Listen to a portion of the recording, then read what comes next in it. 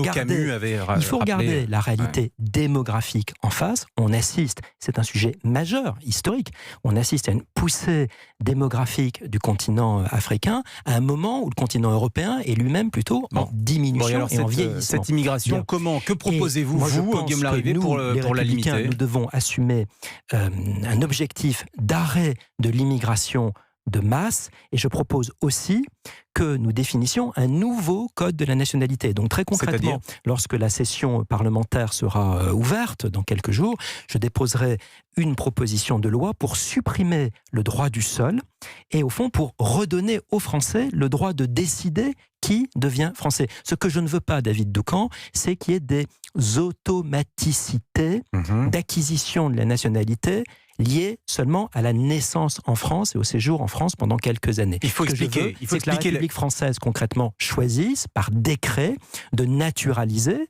ou pas des ressortissants étrangers. Il faut expliquer aujourd'hui le droit du sol qui existe depuis François Ier en France, tout de même. En partie. Le droit du sol, c'est quoi?